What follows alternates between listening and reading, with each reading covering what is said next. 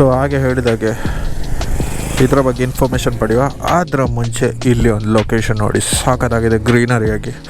ಈಗ ಇದನ್ನೆಲ್ಲ ನಾವು ನೋಡಲಿಕ್ಕೆ blended legendary historical account centring on goddess Parvati ಇದೆ. ಸೊ ವಿಷ್ಣು ಚಕ್ರ ವೆರಿ ಪವರ್ಫುಲ್ ಆಯುಧ, ಅದನ್ನು ಯಾರಿಗೆ ಸಹ ಕಂಟ್ರೋಲ್ ಮಾಡಲಿಕ್ಕೆ ಆಗಲ್ಲ. ಅದು ಕೊಲ್ಲೂರು ಅಂದರೆ ಅಮ್ಮ ಈ ಲೊಕೇಶನ್ದು ಹೆಸರು. ಯಾಕಂದರೆ ಮುಂಚಿನ ಕಾಲದಲ್ಲಿ ಈಗ ಮಂಗಳೂರು ಮಂಗಲಾದೇವಿ ಮಂಗಲಾಪುರ ಅಂತ ಯಾವುದಂತ ಕರೀತಾರೆ ದೇವಿ.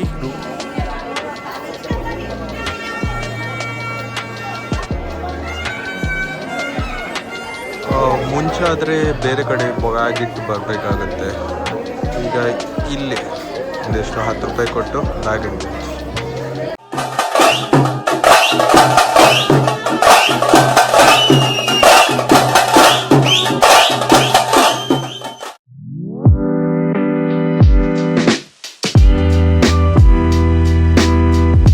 ಹಾಯ್, ಮೋಜೋ ಮಾಂಕ್ ಬ್ಲಾಗನ್ನು ಲೈಕ್ ಮಾಡಿ, ಸಬ್ಸ್ಕ್ರೈಬ್ ಮಾಡಿ. Hi, what's up guys? ಇನ್ಶಾಲ್ಲಾಹ್ ಯಾನಿಗಿನ ಗುಡ್ಲದ ಉಜ್ವಲ್ ಆಮೀನ್ and I'm starting with the new vlog. ಇವತ್ತು ವ್ಲಾಗ್ ಸ್ಟಾರ್ಟ್ ಮಾಡುವಾಗ ಸ್ವಲ್ಪ ಡಿಲೇ ಮಾಡಿದೆ, ಯಾಕಂದರೆ ಯಾವಾಗಲೂ ನನ್ನ ಮನೆ ಲೊಕೇಶನಿಂದ ಹೊರಡುವಾಗನೇ ನಾನು ಜಾಸ್ತಿಯಾಗಿ ವ್ಲಾಗ್ ಮಾಡ್ತೇನೆ. ಆದರೆ ಇವತ್ತೇನೆಂದರೆ ಒಂದು ಸ್ಟ್ರೆಚ್ ರೋಡ್ ಸಿಕ್ಕಿತ್ತು, ಹಾಗೆ ಅದರಿಂದ ನಂದು ಆಡಿಯೋ ಕ್ಲಾರಿಟಿ ಸ್ವಲ್ಪ ಮಿಸ್ ಆಗಬಾರ್ದು ಅಂತ. ಯಾಕಂದರೆ ನಾವು ಹಾಕೋದು ಆಫ್ ರೋಡ್ ಹೆಲ್ಮೆಟ್, ಅದರಲ್ಲಿ ಎಲ್ಲ ಕಡೆಯಿಂದ ಏರ್ ಬರುತ್ತೆ. ಸೊ ಅದರಿಂದ ಆಡಿಯೋ ಕ್ವಾಲಿಟಿ ಸ್ವಲ್ಪ ತೊದಲ್ತಾ ಇದೆ. ಅದರಿಂದ ಆಡಿಯೋ ಕ್ಲಾರಿಟಿ ಏನೂ ಇಶ್ಯೂ ಆಗಬಾರ್ದಂತ ಸ್ವಲ್ಪ ನಮ್ಮದು ಏನು ಹೇಳ್ತಾರೆ ಎಕ್ಸಾಕ್ಟ್ ಲೆವೆಲ್ ಸ್ವಲ್ಪ ಕಮ್ಮಿ ಆಗಲಿ ಅಂತ when I'm okay in a stage of riding slow, ಆವಾಗ ನಾನು ಬ್ಲಾಗ್ ಮಾಡ್ತಾಯಿದ್ದೇನೆ. Hope you understand. ಇನ್ನೊಂದು ಏನಂದರೆ, ಇವತ್ತು ವ್ಲಾಗ್ ಮಾಡುವ ಏನೇ ಇದರಲ್ಲಿ ತುಂಬ ದಿನ ಇರಲಿಲ್ಲ. ಆದರೆ ನಾನು ಈಗ ಹೋಗೋ ಟೆಂಪಲ್ ಕೊಲ್ಲೂರು ಮೂಕಾಂಬಿಕೆ ಆಗಿರುತ್ತೆ. ಯಾಕಂದರೆ ಎಲ್ಲರೂ ಕೊಲ್ಲೂರು ಮೂಕಾಂಬಿಕೆ ಹೋಗ್ತಾರೆ. ಸೊ ಆಲ್ಮೋಸ್ಟ್ ಎಲ್ಲರಿಗೂ ನಾಲೆಜ್ ಇರುತ್ತೆ ಯಾಕೆ ಕೊಲ್ಲೂರು ಮೂಕಾಂಬಿಕೆ ಅಷ್ಟು ಫೇಮಸ್ ಅಂತ. ಆದರೆ ಸಹ ನಾವೀಗ ಒಂದು ಟೆಂಪಲ್ಗೆ ಹೋಗುವಾಗ ಜಾಸ್ತಿ ಜನ ಅದರ ರಿಸರ್ಚ್ ಮಾಡಿ ಹೋಗಲ್ಲ. ಸೊ ಯಾರಿಗೂ ಪೇಷನ್ಸ್ ಇಲ್ಲ ಅದರ ಬಗ್ಗೆ ನಾಲೆಜ್ ತಿಳಿಲಿಕ್ಕೆ, ಮತ್ತು ಇತ್ಯಾದಿ ಅವರಿಂದ ಇವರಿಂದ ಅಂತ ಕಮ್ಯುನಿಕೇಟ್ ಆಗುತ್ತೆ. ಆದರೆ ನಂದು ಏನು ಐಡಿಯಾಲಜಿ ಅಂದರೆ, 4 ಜನರ ಹತ್ರ ಇನ್ಫಾರ್ಮೇಷನ್ ತೆಗೆದು ಒಂದು ಯಾವುದಾದ್ರು ಸಿಮಿಲಾರಿಟಿ ಬಂದರೆ ಮತ್ತೆ ನಾನು ಕಮ್ಯುನಿಕೇಟ್ ಮಾಡ್ತೇನೆ. ಯಾಕಂದರೆ ಆಗು ಹೋಗುಗಳು ತುಂಬ ವಿಷಯದಲ್ಲಿ ಆಗು ಹೋಗುಗಳು ಇರುತ್ತೆ. ಯಾಕಂದರೆ ಕೆಲವ್ರದ್ದು ಒಂದು ಸ್ಟೇಟ್ಮೆಂಟ್ ಇನ್ನೊಂದು ಇದ್ದರೆ ಇನ್ನೊಬ್ಬರದ್ದು ಇನ್ನೊಂದು ಸ್ಟೇಟ್ಮೆಂಟ್ ಇರುತ್ತೆ. ಸೊ ಕ್ಲಾರಿಟಿ ಸಿಗಲ್ಲ. ಸೊ ಆದಷ್ಟು ನಾನು ರಿಸರ್ಚ್ ಮಾಡ್ತೇನೆ, ಮತ್ತು ಎಲ್ಲರದ್ದು ರಿಸರ್ಚ್ ನೋಡಿದ ಮೇಲೆ ಓಕೆ ಇದು ಜೆನ್ವಿನ್ ಅಂತ ಆದರೆ ಮಾತ್ರ ನಾನು ಕಮ್ಯುನಿಕೇಟ್ ಮಾಡ್ತೇನೆ, ಮಾತ್ರ ನಾನು ಬ್ಲಾಗ್ ಮಾಡ್ತೇನೆ. ಸೊ ಇವತ್ತಿದ್ದು ಮೇನ್ ಇನ್ಫಾರ್ಮೇಷನ್ ಏನಂದರೆ, ಈ ಲೊಕೇಶನ್ ಒಂದು ತುಂಬ ಹಿಸ್ಟೋರಿಕಲ್ 8th ಸೆಂಚುರಿಯಿಂದ ಇದು ಪ್ರಸಿದ್ಧವಾಗಿದೆ. ಯಾಕಂದರೆ ಯಾವಾಗ ಕೇದಾರ್ನಾಥ್ ಬದ್ರಿನಾಥ್ ಅದೆಲ್ಲ ಆಗಿದೆ ಆ ಸೆಂಚುರಿಯಲ್ಲಿ ಇದು ಜಾಸ್ತಿ ಪಬ್ಲಿಕಲಿ ಇನ್ಫಾರ್ಮೇಟಿವ್ ಆಗಿದೆ. ಪಬ್ಲಿಕಲಿ ಪೂಜೆ ಮಾಡಲಿಕ್ಕೆ ಶುರು ಮಾಡಿದರೆ ಅದರ ಲೊಕೇಶನ್ದು ಮಹತ್ವ ಮುಂಚೆಯಿಂದನೇ ಇದೆ. ಆದರೆ 8th ಸೆಂಚುರಿಯಿಂದ ಪಬ್ಲಿಕಲಿ ದೇವರನ್ನು ನಂಬುವುದಾಗಲಿ ಆ ಲೊಕೇಶನ್ ಬಗ್ಗೆ ಆಗಲಿ ಎಲ್ಲರಿಗೂ ಗೊತ್ತಾಗಿದೆ. ಸೊ ಇದರ ಡೀಟೇಲ್ ಇನ್ಫಾರ್ಮೇಷನ್ ಮತ್ತೆ I will read out, because ಬೇರೆಯವರಿಂದ ಕೇಳಿಪಟ್ಟದ್ದು ಆಲ್ಮೋಸ್ಟ್ ಸಿಮಿಲರ್ ಇದೆ, ಮತ್ತು ನಾವು ಓದಿದ್ದು ಸ್ವಲ್ಪ ಸಿಮಿಲರ್ ಇದೆ. ಸೊ ಇದು ಇನ್ಫಾರ್ಮೇಷನ್ ಗೂಗಲ್ ಅಮ್ಮನ ಹತ್ರ ಕೇಳುವ. ಅದರ ಮುಂಚೆ ನಾನಿವಾಗ ವ್ಲಾಗ್ ಯಾಕೆ ಮಾಡಿದೆ ಅಂದರೆ, ಒಂದು ಆಬ್ವಿಯಸ್ಲಿ ಟೆಂಪಲ್ ಬಗ್ಗೆ ಇನ್ಫಾರ್ಮೇಷನ್, ಇನ್ನೊಂದು ಈಗ ಒಂದು ತುಂಬ ಡಿಸ್ಕಷನ್ ಆಗುತ್ತೆ. ಇದು ನನ್ನ ಥಿಯರಿ ಆಗಿರ್ಬೋದು, I might be wrong or I might be right. So will calculate A+B. A ಅಂದರೆ ಒಬ್ಬ ಫ್ರೆಂಡ್, ಬಿ ಅಂದರೆ much of friends. So generally ಏನಾಗುತ್ತೆ ಅಂದರೆ, ಇದು ತುಂಬ ಜನರ ಲೈಫಲ್ಲಿ ಒಂದು ಆಗಿರುತ್ತೆ. ಕೆಲವರು ಬಿ ಆಗಿರ್ತಾರೆ, ಕೆಲವರು ಎ ಆಗಿರ್ತಾರೆ. ಸೊ ನನ್ನ ಪ್ರಕಾರ ಏನಂದರೆ, ಈಗ ಒಂದು ಬಂಚ್ ಆಫ್ ಫ್ರೆಂಡ್ಸ್ ಇರ್ತಾರೆ. ಸ್ಕೂಲ್ ಕಾಲೇಜ್ ಎಲ್ಲ ಮುಗ್ದಾದ್ಮೇಲೆ ಒಂದು ಹೇಳ್ತಾರೆ, ನಮ್ಮದು ಫ್ರೆಂಡ್ಶಿಪ್ ಹಿಂಗೆ ಇರಬೇಕು, ನಾವು ಎಲ್ಲೇ ಹೋಗಲಿ ಈ ತಿಂಗಳು ಈ ವರ್ಷದಲ್ಲಿ ನಾವು ಈ ಜಾತ್ರೆಯ ಅಲ್ಲ ನಮ್ಮದು ರಿಯೂನಿಯನ್ ಡೇಟಾ ಅಲ್ಲ ಇತ್ಯಾದಿ ಅಲ್ಲಿ ಮೀಟ್ ಆಗುವ ಅಂತ. ಆ ಮೀಟಪ್ ಹೆಂಗೆ ಆಗಿರುತ್ತೆ ಅಂದರೆ ನಾವು ಮುಂಚೆ ಹೆಂಗೆ ಇರ್ತೀವಿ ಹಾಗೇನೆ ಮೀಟಪ್ ಆಗುವ ಅಂತ ಒಬ್ಬೊಬ್ಬರು ಕಮ್ಯುನಿಕೇಟ್ ಆಗುತ್ತೆ. ಸೊ ಏನು ಮಾಡ್ತಾನೆ, ಅವನಿಗೆ ಊರಲ್ಲಿ ರೆಸ್ಪಾನ್ಸಿಬಿಲಿಟಿ ಇರುತ್ತೆ, ಅಪ್ಪ ಅಮ್ಮ ನೋಡ್ಕೊಳ್ಬೇಕಾಗಿರುತ್ತೆ, ಮತ್ತು ಅಲ್ಲೇ ಜಾಬ್ ಆಗಿರುತ್ತೆ. ಮಿಕ್ಕಿದ್ದು ಬಿ ಅಂದರೆ 1 2 3 4 whatever amount it might be apply for friends, lovers or relatives also. So ಇವರೇನು ಮಾಡ್ತಾರೆ, ಬೇರೆ ಊರಿಗೆ ಹೋಗ್ತಾರೆ. ಬೇರೆ ಊರಿಗೆ ಹೋಗುವಾಗ ತುಂಬ ಫ್ರೆಂಡ್ಸ್ ಆಗ್ತಾರೆ, ನಾಲೆಜ್ ಬರುತ್ತೆ, ಜಾಬ್ ಚೇಂಜ್ ಮಾಡ್ತಾರೆ, ಜಾಬ್ ಒಟ್ಟಿಗೆ ಅವ್ರದ್ದು ಬಿಹೇವಿಯರ್ ಚೇಂಜ್ ಆಗುತ್ತೆ ಆಟೋಮ್ಯಾಟಿಕಲಿ. ಸೊ ಏನಾಗುತ್ತೆ ಅಂದರೆ 1 ವರ್ಷ ಆಗುತ್ತೆ, 2 ವರ್ಷ ಆಗುತ್ತೆ, 3 ವರ್ಷ ಆಗುತ್ತೆ, ಮೀಟ್ ಆಗಲ್ಲ. ಮತ್ತು ಇಲ್ಲಿ ಇರ್ತಾರಲ್ಲ ಅವ ಹೇಳ್ತಾನೆ, ಯಾಕೆ ಗುರು ಎಲ್ಲರೂ ಮಾಡ್ತೋಗಿದ್ರ, ಮುಂಚೆ ಆದರೆ ನಾವೆಲ್ಲ ಡಿಸೈಡ್ ಮಾಡಿದ್ವಿ ಹಿಂಗೆ ಮೀಟ್ ಆಗುವ ಅಂತ. ಆವಾಗ ಬಿ ನವರಿಗೆ ಫ್ರಸ್ಟ್ರೇಟ್ ಆಗಿ ಹೇಳ್ತಾರೆ, ಓಕೆ ನೀನೇನು ಗ್ರೋ ಅಪ್ ಆಗಪ್ಪ, ಈಗ ನಮ್ಮದು ರೆಸ್ಪಾನ್ಸಿಬಿಲಿಟಿ ಇರುತ್ತೆ, ಅದು ಇರುತ್ತೆ, ಇದಿರುತ್ತೆ, ಪ್ಲೀಸ್ ಗ್ರೋ ಅಪ್. ಆದರೆ ಇಲ್ಲಿದು ಪ್ರಾಬ್ಲಮ್ ಏನಂದರೆ, ನಾನು ಹೇಳಿದಾಗಲೇ ಬಿನವರಿಗೆ ತುಂಬ ಎಕ್ಸ್ಪೋಜರ್ ಇರುತ್ತೆ, ಮೀಟಪ್ ಆಗ್ತಾರೆ, ಬೇರೆ ಲೊಕೇಶನ್ ಹೋಗ್ತಾರೆ, ಅಲ್ಲಿದು ಲೊಕೇಶನ್ ಪರವಾಗಿ ಚೇಂಜಸ್ ಆಗಲೇಬೇಕು, ಇಲ್ಲಾಂದರೆ ಅಲ್ಲಿ ಬದುಕಲಿಕ್ಕೆ ಡಿಫಿಕಲ್ಟ್ ಆಗಿರುತ್ತೆ. ಇಲ್ಲಿ ಏನಾಗಿರ್ತಾನೆ ಅಂದರೆ, ಅವ ಲೈಫಲ್ಲಿ ಸ್ಟಕ್ ಆಗಿರ್ತಾನೆ. ಅವ ಗ್ರೋ ಆಗಲಿಕ್ಕೆ ಅಂದರೆ ಅವ ಸ್ವಲ್ಪ ಮುಂದೆ ಹೋಗಲಿಕ್ಕೆ ಅವ ಇದೇ ಮಾಡಲ್ಲ. ಯಾಕಂದರೆ ಇಲ್ಲಿ ಒಬ್ಬರು ಪ್ರಾಮಿಸ್ ಕೊಟ್ಟಿರ್ತಾರೆ ಪ್ರತಿ ವರ್ಷ ಬರುವ, ಅವ ಆ ದಿನಕ್ಕೆ ಕಾಯ್ತಾನೆ ಪುಷ್ ಮಾಡ್ತಾ ಇರ್ತಾನೆ. ಅವ ಅಲ್ಲೇ ಸ್ಟಕ್ ಆಗಿರ್ತಾನೆ. ಹೆಂಗೆ ಹೈಸ್ಕೂಲಲ್ಲಿ ಹೆಂಗಿರ್ತಾರೆ, ಕಾಲೇಜಲ್ಲಿ ಹೆಂಗಿರ್ತಾನೆ, ಅವನ ಮೈಂಡ್ ಸೆಟ್ ಅಲ್ಲೇ ಸ್ಟಕ್ ಆಗಿರುತ್ತೆ. ಈಗ ಪಾಯಿಂಟ್ ಏನಂದರೆ, ಇಬ್ಬರಲ್ಲಿ ಒಬ್ಬರು ಹೇಳ್ತಾರೆ ಗ್ರೋ ಅಪ್ ಅಂತ, ಇನ್ನೊಬ್ಬ ಗ್ರೋ ಆಗಿರಲ್ಲ ಮೆಂಟಲಿ. ಯಾಕಂದರೆ ಅವನಿಗೆ ಫ್ರೆಂಡ್ಶಿಪ್ ಮುಖ್ಯ ಆಗಿರುತ್ತೆ, ಕೆಲವರು ಜಾಬ್ ರೆಸ್ಪಾನ್ಸಿಬಿಲಿಟಿಯಲ್ಲಿ ಮೂವ್ ಆಗಿರ್ತಾರೆ. ಇದರಲ್ಲಿ ಯಾರ್ದು ಮಿಸ್ಟೇಕ್?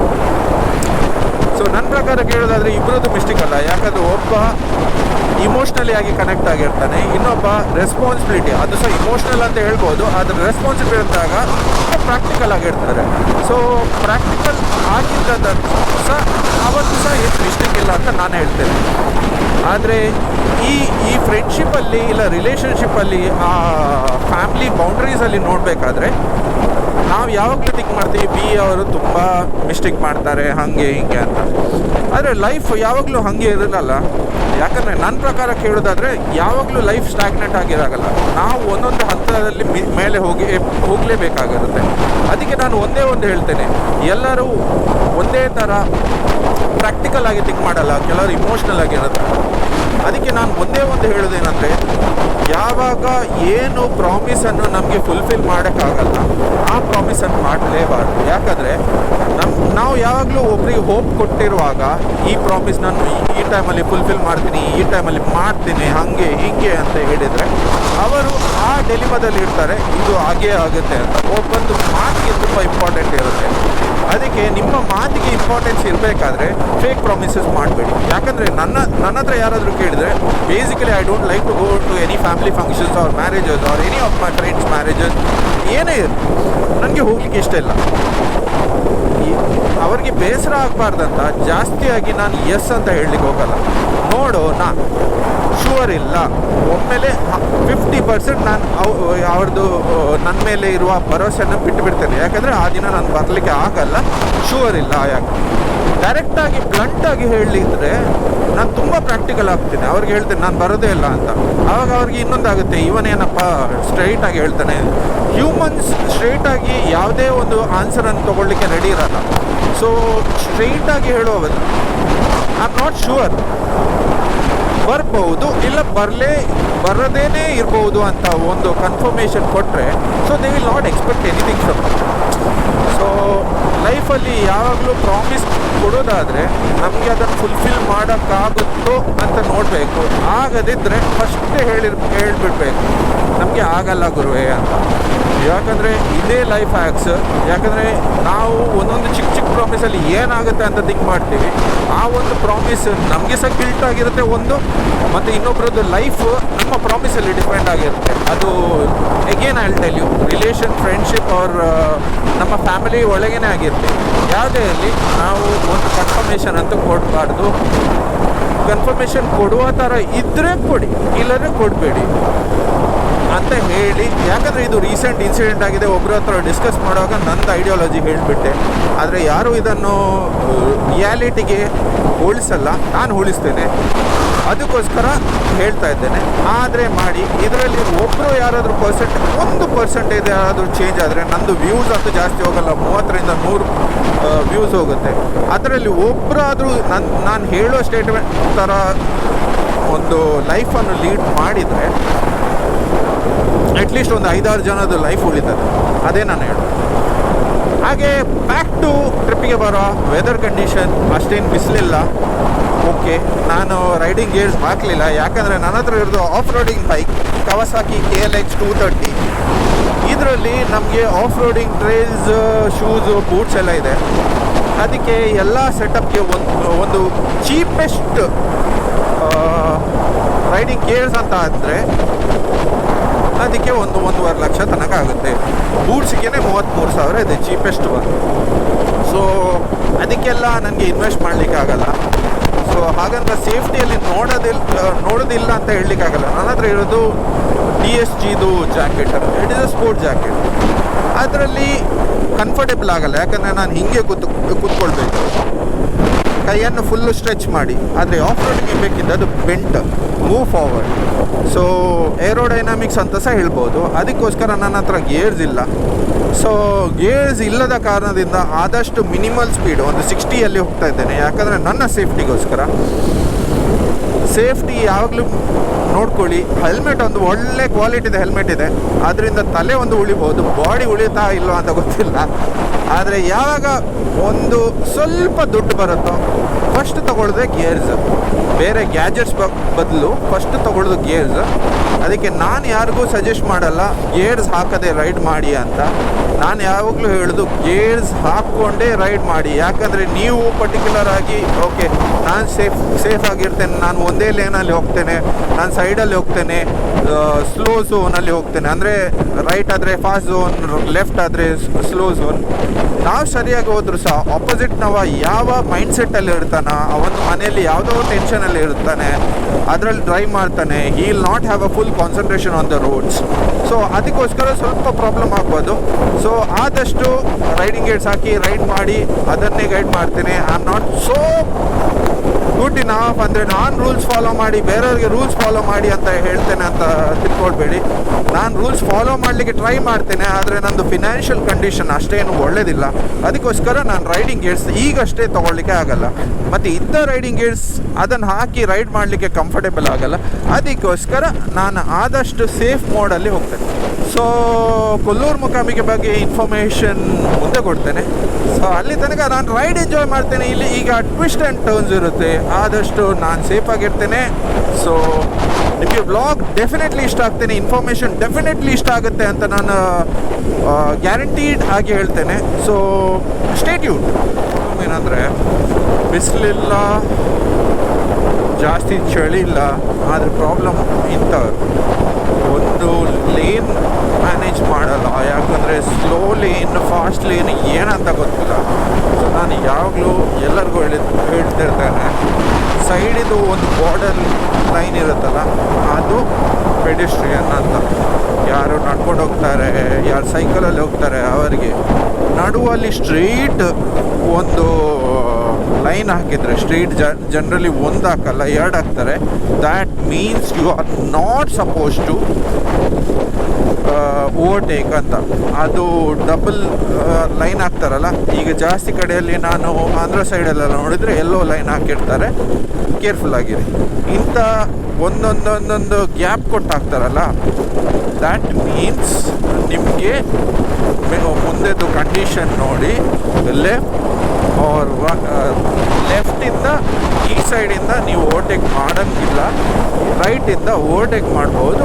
ಆದರೆ ಇಫ್ ಟ್ರಾಫಿಕ್ ಕಂಟ್ರೋಲಲ್ಲಿದ್ದರೆ ಮಾತ್ರ. ಅದಕ್ಕೆ ಆನ್ ಆ್ಯಂಡ್ ಆಫ್ ಹಾಕಿದ್ದಾರೆ ಒಂದು. ಇನ್ನೊಂದು, ಇದು ಫಾಸ್ಟ್ ಲೈನ್, ಇದು ಸ್ಲೋ ಲೇನ್. ಅದು ಸಿಂಗಲ್ ರೋಡ್ ಆಗಿರಲಿ, ಆದಷ್ಟು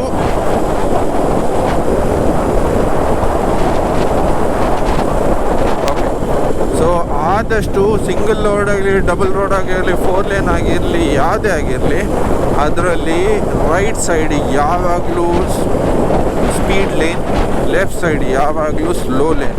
ಅದನ್ನು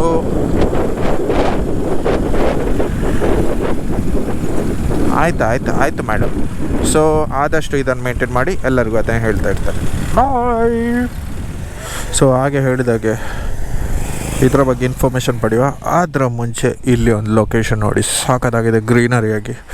ಈಗ ಇದನ್ನೆಲ್ಲ ನಾವು ನೋಡಲಿಕ್ಕೆ ತುಂಬ ಕಮ್ಮಿ ಇದೆ, ಯಾಕಂದರೆ ಯಾರು ಅಗ್ರಿಕಲ್ಚರ್ ಫೀಲ್ಡ್ ಮಾಡಲ್ಲ, ಯಾಕಂದರೆ ಮಿಡಲ್ ಮ್ಯಾನಿಂದ ಅವರಿಗೆ ಆದಷ್ಟು ಆದಾಯ ಬರೋಲ್ಲ. ಸೊ ಆಬ್ವಿಯಸ್ಲಿ ಕೆಲವರು ಅದನ್ನೆಲ್ಲ ಕನ್ಸ್ಟ್ರಕ್ಷನ್ ಕಂಪನಿ ಅವರಿಗೆ ಸೆಲ್ ಆಫ್ ಮಾಡ್ತಾರೆ. ಈಗ ಆಚೆ ನೋಡಿದರೆ ಅಲ್ಲಿ ಸಹ ಲ್ಯಾಂಡ್ ಇದೆ, ಆದರೆ ಅವ್ರಿಗೆ ಎಷ್ಟು ಬೇಕೋ ಅಷ್ಟಾಗಿ ಮಾಡ್ತಾರೆ, ಹೊರಗೆ ಕೊಡಲಿಕ್ಕೆ ಹೋಗಲ್ಲ. ಅಲ್ಲಿ ಎಷ್ಟು ಲ್ಯಾಂಡ್ ಇದೆ, ಎಂಟಿ ಲ್ಯಾಂಡ್, ಅದರಲ್ಲಿ ಸಹ ಮಾಡ್ಬೋದು, ಆದರೆ ಮಾಡಲ್ಲ. ಯಾಕೆ? ವರ್ಷಕ್ಕೆ ಇಷ್ಟು ಸಾಕು ಮನೆಯವರಿಗೆ, ಅದನ್ನು ಸಹ ಮಾಡಿ ಮಿಡಲ್ ಮ್ಯಾನ್ಗೆ ಕೊಟ್ಟು ಲಾಸ್ ಆಗಿ ಪಡೆಯೋ ಬದಲು ನಮಗೆ ಎಷ್ಟು ಬೇಕೋ ಅಷ್ಟು ಸಾಕಂತ ಹೀಗೆ ಭತ್ತ ಬೆಳೀತಾರೆ. Okay fine. ಕೊಲ್ಲೂರು ಅಮ್ಮನ ಬಗ್ಗೆ ಸ್ವಲ್ಪ ನೋಡೋ. ಸೊ ಎಕ್ಸ್ಪ್ಲೇನ್ ಸಹ ಮಾಡ್ತೇನೆ. Kollur Mookambike temple historically blended legendary historical account centring on goddess Parvati defeating the demon Mukasura, who was made Muka or dumb, leading to her name as Mukambika. So ಏನು ಹೇಳ್ತಾರೆ ಅಂದರೆ, ನಮ್ಮ ಕೊಲ್ಲೂರು ಮೂಕಾಂಬಿಕಾ ಟೆಂಪಲ್ ಮೂಕಾಂಬಿಕೆ ಅಂತ ಹೆಂಗೆ ಬೈತಂದ್ರೆ, ಮೂಕಾಸುರನ ಹತ್ರ ಅದನ್ನು ಮೂಕಾಸುರ ಎಂಬ ಅಸುರನನ್ನು ಧ್ವಂಸ ಮಾಡಿ, or else you can say also defeat ಮಾಡಿ, ಆ ಒಂದು ಹೆಸರು ಮೂಕ ಆಗಿರ್ತು, ಅಂದರೆ ಡಮ್. ಯಾಕಂದರೆ ಅವನನ್ನು ಡಿಫೀಟ್ ಮಾಡುವಾಗ ಡಮ್ ಮಾಡಿದ್ರೆ ಏನಂತ ಗೊತ್ತಿಲ್ಲ, ಆದರೆ ಇದರ ಸ್ಟೇಟ್ಮೆಂಟ್ ಪ್ರಕಾರ ಹಿ ವಾಸ್ ಮೇಡ್ ಮೂಕ ಆರ್ ಡಮ್ ಅಂತ ಇದೆ. ಸೊ ಮೋಸ್ಟ್ಲಿ ಡಮ್ ಮಾಡಿ ಅದರಿಂದ ಮೂಕಾಂಬಿಕಾ ಅಂತ ಹೆಸರು ಬಂದಿದೆ ಅಂತೆ. The temple is significant Shakti Pita is believed established by Adi Shankaracharya in 8th century, who consecrated the 4-armed Devi idol alongside the existing Jyoti Ling worshipped by Kola Maharishi. ಅಂದರೆ ಇದನ್ನು ನಾನು ಹಾಗೆ ಹೇಳಿದಾಗನೇ 8th ಸೆಂಚುರಿಯಲ್ಲಿ ಇನಾಗ್ರೇಟ್ ಮಾಡಿದ್ದಾರೆ ಶಂಕರಾಚಾರ್ಯದಿಂದ. So ಅದು 4 armed ದೇವಿ idols, ಅಂದರೆ 4 ಗದೆ, ಚಕ್ರ ಹಾಗೂ ಇತ್ಯಾದಿ. ಅದರ ಹಿಸ್ಟ್ರಿ ಸಹ ಇದೆ.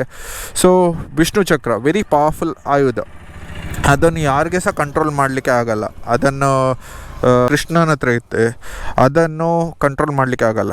ಅದನ್ನು ಯಾವಾಗ ಕಂಟ್ರೋಲ್ ಮಾಡಬೇಕಾಗುತ್ತೆ ಅದು ದೇವಿ ರೂಪದಲ್ಲಿ ಬಂದು ದೇವಿ ಕಂಟ್ರೋಲ್ ಮಾಡ್ತಾರೆ. ಹಾಗೆ ಇದು ಸಹ ಹಾಗೆ ಇದು ಸಹ 4-armed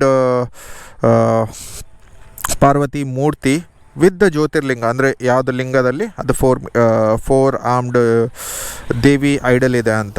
ರೆಪ್ರೆಸೆಂಟೇಟಿವ್ ಆಫ್ 3 ದೇವೀಸ್, ಅಂದರೆ ಸರಸ್ವತಿ, ಲಕ್ಷ್ಮಿ ಆ್ಯಂಡ್ ಪಾರ್ವತಿ 3 ಐಡಲನ್ನು ಜೋಡಿಸಿ ಇದನ್ನು ಮಾಡಿದ್ದಾರೆ, ಅಂದರೆ ಆ ಫಾರ್ಮಲ್ಲಿ ಮಾಡಿದ್ದಾರೆ, ಬಿಲೀವ್ ಮಾಡ್ತಾರೆ.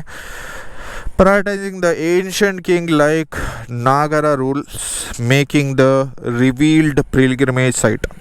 So ನಿಮಗೆ ಅರ್ಥ ಆಗಿರ್ಬೋದು. Original story, Mookasura a power demand. Mookasura disturbs sage Kola Maharshi Devi Parvati with help from Shiva, Ganesha and Veerabhadra first made him dumb. ಅಂದರೆ ಅವ್ರು ಹೇಳಿದಾಗೇ ಫಸ್ಟ್ ಮೂಕಾಸುರನನ್ನು ಡಮ್ ಮಾಡಿ, ಅಂದರೆ ಮೂಕ ಮಾಡಿ, and then vanquished him with his chakra, becoming Mookambika. So ಇದು ಕಥೆಯಲ್ಲಿ ಯಾಕೆ ಹೇಳಿದ್ದೆ, ಯಾಕಂದರೆ ಅದನ್ನು ಚಕ್ರವನ್ನು ಯಾರಿಗೂ ಕಂಟ್ರೋಲ್ ಮಾಡಲಿಕ್ಕೆ ಆಗಲ್ಲ. ಸೊ ದೇವಿ ಅದನ್ನು ಕಂಟ್ರೋಲ್ ಮಾಡಿ with the help of Shiva, Vishnu and Ganesha control ಮಾಡಿ ಈ ಮೂಕಾಸುರನನ್ನು ಧ್ವಂಸ ಮಾಡಿದ್ದಾರೆ. ಸೊ ಅದರಿಂದ ಕೊಲ್ಲೂರು ಮೂಕಾಂಬಿಕಾ, ಅಂದರೆ ಕೊಲ್ಲೂರು ಅಂದರೆ ಅಮ್ಮ, ಈ ಲೊಕೇಶನ್ದು ಹೆಸರು. ಯಾಕಂದರೆ ಮುಂಚಿನ ಕಾಲದಲ್ಲಿ ಈಗ ಮಂಗಲಾದೇವಿ, ಮಂಗಲಾಪುರ ಅಂತ ಯಾವುದಂತ ಕರೀತೇವೆ, ದೇವಿ ರೂಪದಲ್ಲಿ ಆ ಲೊಕೇಶನ್ಗೆ ಹೆಸರು ಬಂದಿದೆ. ಸೊ ಕೊಲ್ಲೂರು ಲೊಕೇಶನಲ್ಲಿ ಇದು ಮೂಕಾಸುರನನ್ನು ಧ್ವಂಸ ಮಾಡಿ ಅವರಿಗೆ ಮೂಕಾಂಬಿಕೆ, ಅಂದರೆ ಮೂಕಾಸುರನನ್ನು ವ್ಯಾನಿಷ್ ಮಾಡಿ, ಅಂದರೆ ಮೂಕ ಮಾಡಿ, ಅದರ ನಂತರ ಅವರಿಗೆ ಮೂಕಾಂಬಿಕೆ ಅಂತ ಹೆಸರು ಇಲ್ಲಿ ಬಂದಿದೆ. ಸೊ ಮೂಕಾಂಬಿಕೆ ಟೆಂಪಲ್ಗೆ ಹೋಗುವ. ಅದರೊಟ್ಟಿಗೆ ಇನ್ನೊಂದಿದೆ, ಅದನ್ನು ರಿಸರ್ಚ್ ಮಾಡುವ. ರಿಸರ್ಚ್ ಮಾಡಬೇಕಂತ ಏನಿಲ್ಲ, ಯಾಕಂದರೆ ಇದು ಆಲ್ಮೋಸ್ಟ್ ಜನರಲಿ ಗೊತ್ತಿದೆ. ಯಾಕಂದರೆ ಅದರ ಹಿಸ್ಟ್ರಿ ಇನ್ನೊಮ್ಮೆ ಹೇಳ್ತೇನೆ. ಇನ್ನೊಮ್ಮೆ ಈ ಸೈಡ್ ಬರುವಾಗ ಇಲ್ಲಿದು ಲೋಕಲೈಟ್ ಹತ್ರ ಕೇಳಿ ಇದನ್ನು ಮಾಡುವ. ಅಲ್ಲಿ ತನಕ ನನ್ನ ಗಾಡಿ ನೋಡಿ ಸಖತ್ತಾಗಿ ಕಾಣುತ್ತೆ. ಸೊ ಏನು ಮಾತಾಡ್ತಿದ್ದೆ ಅಂದರೆ, ಮಾಸ್ತಿಕಟ್ಟೆ ಅಂತ ಇರುತ್ತೆ. ಮಾಸ್ತಿಕಟ್ಟೆ ಅಂದರೆ ಇಲ್ಲಿ ಕೊಲ್ಲೂರು ಲೊಕೇಶನನ್ನು ಪ್ರೊಟೆಕ್ಟ್ ಮಾಡೋದು. ಈಗ ಫಾರ್ ಎಕ್ಸಾಂಪಲ್ ನಿಮಗೆ ಕೇದಾರ್ನಾಥಲ್ಲಿ ಭೈರವೇಶ್ವರ ಮೇಲೆ ಟೆಂಪಲ್ ಇರುತ್ತೆ, ಅದು ಕೇದಾರ್ನಾಥನ್ನು ಪ್ರೊಟೆಕ್ಟ್ ಮಾಡುತ್ತೆ. ಹಾಗೆ ಇಲ್ಲಿ ಮಾಸ್ತಿಕಟ್ಟೆ ಅಂತ ಇದೆ, ಈ ಲೊಕೇಶನನ್ನು ಪ್ರೊಟೆಕ್ಟ್ ಮಾಡುತ್ತೆ. ಸೊ ಕೆಲವರು ಮಾಸ್ತಿ ಅಂದರೆ ಹೆದರ್ತಾರೆ, ಯಾಕಂದರೆ ಅದು ಬೇರೆ ಡೀಮನ್ ಅಂತ ಎಲ್ಲ ಮಾಡ್ತಾರೆ. ಆದರೆ ಇಲ್ಲಿ ದೇವಿ ರೂಪದಲ್ಲಿದೆ ಮಾಸ್ತಿಕಟ್ಟೆ ಅಂತ. ಅಲ್ಲಿ ನಿಮಗೆ ದೇವಸ್ಥಾನಕ್ಕೆ ಹೋಗಲಿಕ್ಕೆ ನಿಮಗೆ ಪರ್ಮಿಷನ್ ಬೇಡ, ಆದರೆ ಆ ಲೊಕೇಶನ್ ಬಿಡಬೇಕಾದ್ರೆ ಮಾಸ್ತಿಕಟ್ಟೆಗೆ ಅವರದ್ದು ಪರ್ಮಿಷನ್ ತಗೊಂಡು ಹೊರಗೆ ಬರಬೇಕು. ಸೊ ಜಾಸ್ತಿಯಾಗಿ ಟೆಂಪಲ್ಗೆ ಹೋದವರು ಅಲ್ಲಿ ಪ್ರೇ ಮಾಡಿ ನಾನು ಇಲ್ಲಿಂದ ಹೊರಡ್ತೇನೆ ಅಂತ ಪರ್ಮಿಷನ್ ಕೇಳಿ ವಾಪಸ್ ಬರ್ತಾರೆ. ಅದನ್ನು ಮತ್ತೆ ತೋರಿಸ್ತೇನೆ, ಯಾಕಂದರೆ ನಾನು ಅಲ್ಲಿ ಹೋಗುವಾಗ ಲೇಟಾಗಿರುತ್ತೆ. ಸೊ ಇಲ್ಲಿ ಒಂದು ಇಮೇಜ್ ಹಾಕಿಡ್ತೇನೆ ನೋಡಿ, ಇದು ಮಾಸ್ತಿಕಟ್ಟೆ. ಸೊ ಇದನ್ನು ಪರ್ಮಿಷನ್ ತಗೊಂಡು ಹೋಗಬೇಕು, ಯಾಕಂದರೆ ನಾನು ವಾಪಸ್ ಹೋಗುವಾಗ ಕತ್ಲೆ ಆಗಿರುತ್ತೆ. ನನಗೆ ವೀಡಿಯೋಗ್ರಫಿ ಕತ್ಲೆ ಟೈಮಲ್ಲಿ ಮಾಡಲಿಕ್ಕೆ ಇಷ್ಟ ಇಲ್ಲ, ಅದರದ್ದೇ ಒಂದು ರೀಸನ್ ಇದೆ. ಸೊ ಇದು ಮಾಸ್ತಿಕಟ್ಟೆ, ಇಲ್ಲಿ ನೀವು ಪರ್ಮಿಟ್ ತಗೊಂಡು ವಾಪಸ್ ಬರಬೇಕು. ಮತ್ತು ಇಲ್ಲಿ ಇತ್ಯಾದಿ ತುಂಬ ಬಿಲೀಫ್ ಇದೆ. ಮಕ್ಕಳು ಆಗದಿದ್ದರೆ ಇಲ್ಲಿ ತೊಟ್ಟಿಲು ಅಂದರೆ ಉಜಾಲೆ ಥರ ಅದನ್ನು ಕಟ್ತಾರೆ, ಪ್ರೇ ಮಾಡ್ತಾರೆ. ಅದೇನೆಂದರೆ ಹರಕೆ, ನನಗೆ ಮಗು ಒಂದು ಯಾರಿಗೆಲ್ಲ ಮಗು ಆಗಲ್ಲ, ಸೊ ಇಲ್ಲಿ ಪ್ರೇ ಮಾಡ್ತಾರೆ. ಮತ್ತು ಅದನ್ನು ತೊಟ್ಟಿಲನ್ನು ಇಲ್ಲಿ ದಕ್ಷಿಣೆ ರೂಪದಲ್ಲಿ ಅಮ್ಮನಿಗೆ ಅರ್ಪಿಸ್ತಾರೆ. ಸೊ ಇದೇ ಮಾಸ್ತಿಕಟ್ಟೆ, ಇದೇ ಕೊಲ್ಲೂರು ಹಿಸ್ಟ್ರಿ. ಸೊ ಕೊಲ್ಲೂರು ಟೆಂಪಲ್ಗೆ ಹೋಗುವ, ಅಲ್ಲಿಂದ ಆದಷ್ಟು ಬೇಗ ಪೂಜೆ ಎಲ್ಲ ಮುಗಿಸಿ ವಾಪಸ್ ಬರುವ. ಸೊ ನನ್ನ ಗಾಡಿದ ಆ್ಯಂಗಲ್ ಸಖತ್ ಕಾಣುತ್ತೆ, ಹಾಗೆ ಇದು ನೇಚರ್. ಸೊ ಮುಂದೆ ಹೋಗೋಣ. ಇವತ್ತು ಜಾಸ್ತಿ ಕ್ರೌಡ್ ಇದೆ ಅಂತ ಕಾಣುತ್ತೆ.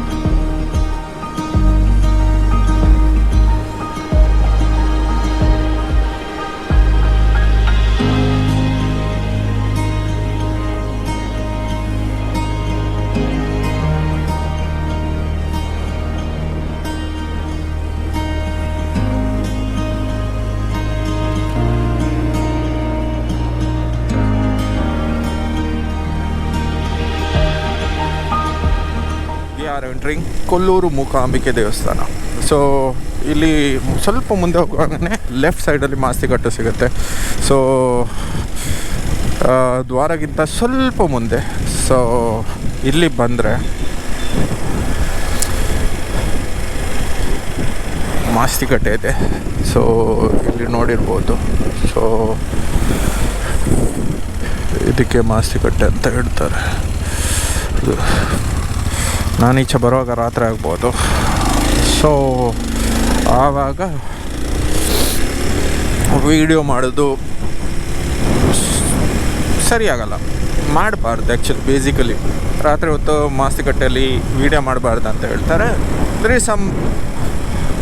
ಅದು ಕಟ್ಟುಕತೆ ಅಂತ ಹೇಳಲಿಕ್ಕಾಗಲ್ಲ, ಅದರ ಪದ್ಧತಿ, ಅದನ್ನು ಫಾಲೋ ಮಾಡ್ತಾ ಹೋಗಬೇಕು. ಸೊ ಜಸ್ಟ್ ನಿಮಗೆ ಗೊತ್ತಾಗಲಿಕ್ಕೆ ಎಲ್ಲಿ ಮಾಸ್ತಿಕಟ್ಟೆ ಬರುತ್ತೆ ಅಂತ ನಾನು ವೀಡಿಯೋ ಮಾಡಿದ್ದು. ಸೊ ಅದರ ಇನ್ಫಾರ್ಮೇಷನ್ ಮುಂಚೆನೇ ಕೊಟ್ಟಿದ್ದೇನೆ. ಮಾಸ್ತಿಕಟ್ಟೆ ಅಂತ ಅಂದರೆ ಈ ಲೊಕ್ಯಾಲಿಟಿಗೆ ಬರಲಿಕ್ಕೆ ನಿಮಗೆ ಎಂಟ್ರಿ ಪಾಸ್ ಬೇಡ, ಹೋಗಲಿಕ್ಕೆ ಎಂಟ್ರಿ ಪಾಸ್ ಬೇಕು. ಯಾರು ಮಾಸ್ತಿ ಅಮ್ಮನ ಎಂಟ್ರಿ ಪಾಸ್ ಬೇಕು, ಎಕ್ಸಿಟ್ ಪಾಸ್ ಬೇಕು. ಆದರೆ ಅದಿಲ್ಲದೆ ನಿಮಗೆ ಈ ಲೊಕೇಶನಿಂದ ಹೊರಗೆ ಹೋಗಬಾರ್ದು, ತುಂಬ ಡಿಫಿಕಲ್ಟೀಸ್ ಬರುತ್ತೆ, ಪ್ರಾಬ್ಲಮ್ ಬರುತ್ತೆ, ಅದು ಇದು ಅಂತ ಹೇಳ್ತಾರೆ. ಸೊ ಅದಕ್ಕೋಸ್ಕರ ಪದ್ಧತಿಯನ್ನು ಫಾಲೋ ಮಾಡುವ. ಸೊ ಕೊಲ್ಲೂರು ಮೂಕಾಂಬಿಕೆ ಟೆಂಪಲ್ಗೆ ಹೋಗ್ತಾ ಇದ್ದೇನೆ. ಮತ್ತು ಯಾವಾಗಲೂ ಕೊಲ್ಲೂರು ಮೂಕಾಂಬಿಕೆ ಟೆಂಪಲ್ಗೆ ಬರುವಾಗ ಯಾರು ಬರಲೇ ಇಲ್ಲ ಈಗ ತನಕ, ಅದನ್ನು ನೆನಪು ಅಲ್ಲಿ ಇಟ್ಕೊಳ್ಳಿ. ಸೊ ಜೀನ್ಸ್ ಅದರಲ್ಲೆಲ್ಲ ಹುಡುಗರಿಗೆ ಬರ್ಬೋದು, ಆದರೆ ಮೇಲೆದು ಉಡುಪು ಅಂದರೆ ಟೀ ಶರ್ಟನ್ನು ತೆಗಿಬೇಕು ಎಂಟ್ರ್ ಆಗುವಾಗ. ಹುಡುಗಿಯರು ಆದಷ್ಟು ಟ್ರೆಡಿಷ್ನಲ್ ಕ್ಲೋತ್ಸಲ್ಲಿ ಬನ್ನಿ, ಬ್ಯಾಗ್ಸ್ ಅಲೌಡ್ ಇಲ್ಲ. ಸೊ ಇಲ್ಲಿಂದ ಎಂಟ್ರ್ ಆಗೋಂಗೆ ಒಂದು ಯಾವುದು ಬ್ಯಾಗ್ ಕೌಂಟರ್ಸ್ ಇದೆ.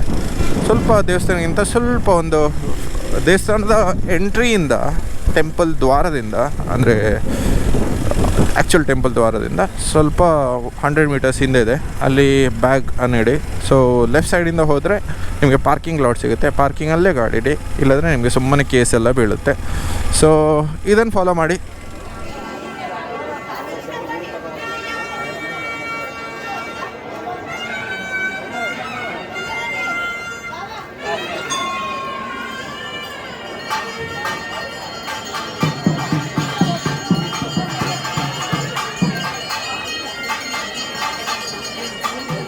ಮುಂಚೆ ಆದರೆ ಬೇರೆ ಕಡೆ ಬ್ಯಾಗ್ ಇಟ್ಟು ಬರಬೇಕಾಗತ್ತೆ.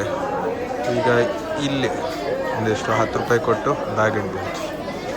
So very simple. ಇದು ಮಿನಿ ಕ್ಲೋಸ್ ಇದ್ದರೆ ಅಲ್ಲಿ ಮುಂದೆ ಹೋಗಿ ರೈಟ್ ಹೋದರೆ ಅಲ್ಲಿ ಒಂದು ಹೋಟೆಲ್ ಥರ ಇದೆ, ಅಲ್ಲಿ ಬ್ಯಾಗ್ ಇಡ್ಬೋದು. 2 in 1. ಇದಾದರೆ ದೇವಸ್ಥಾನದ್ದು, ಯಾವಾಗಲೂ ಓಪನ್ ಇರುತ್ತೆ ಅಂತ ಗ್ಯಾರಂಟಿ ಮಾಡಲಿಕ್ಕಾಗಲ್ಲ. ಇಲ್ಲಾಂದರೆ ಆ ಸೈಡ್ ಹೋದರೆ ಆಯಿತು. ಅದನ್ನು ಸಹ ಬಂದು ತೋರಿಸ್ತೇನೆ. ಸೊ ಬನ್ನಿ ತೋರಿಸ್ತೇನೆ ಇನ್ನೊಂದು ಕಡೆಯಲ್ಲಿ ಅಲ್ಲಿ ಬ್ಯಾಗ್ ಇಡ್ಬೋದು ಅಂತ.